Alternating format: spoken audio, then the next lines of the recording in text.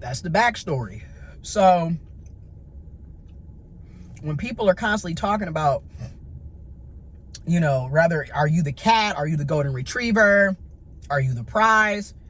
I want to bring this into this. Another way to avoid situationships, and I'm just going to keep it a buck. And when I say this, I'm not trying to be on some red pill stuff or pink pill or blue pill or black pill. I'm on some common sense pill. Another way to reduce the chances of a situationship and wasting your time, stop prematurely investing into people when they haven't proven their worth to you to begin with. And I'm saying, in other words, stop simping. Because that's basically another reason why we end up in these situationships. We're simping. S-I-M-P-I-N-G.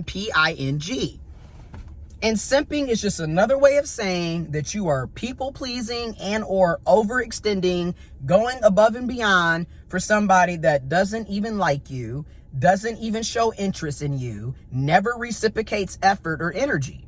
That's basically what simping is. Okay?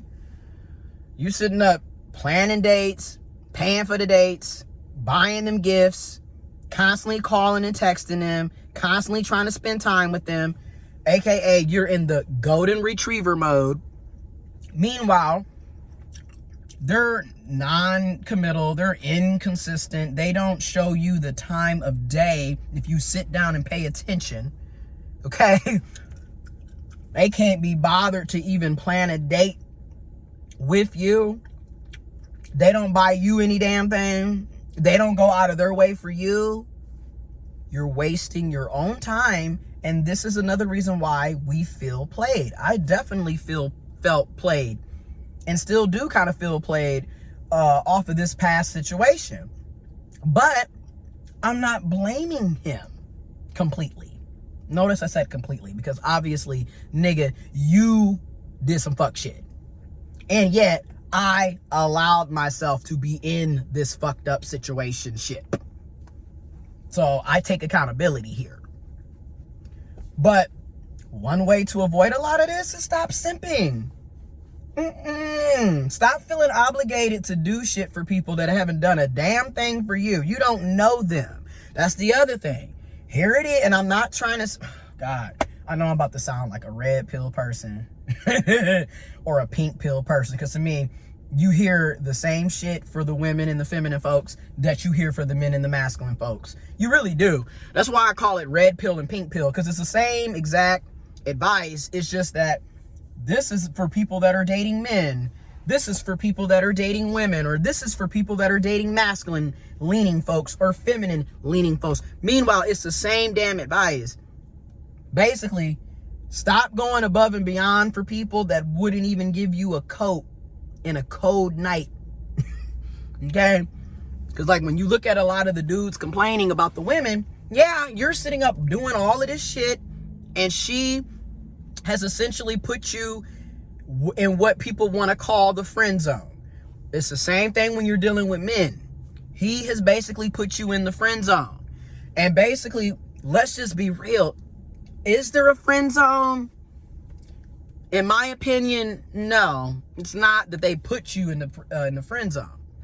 It's that you, and I'm including myself, I clearly ignored the obvious red flags, and I kept pursuing somebody that was clearly showing through their actions, even though it was definitely a lot of mixed signals, but clearly over time was showing through their actions they didn't want me the way I wanted them, and I should have backed off a long time ago.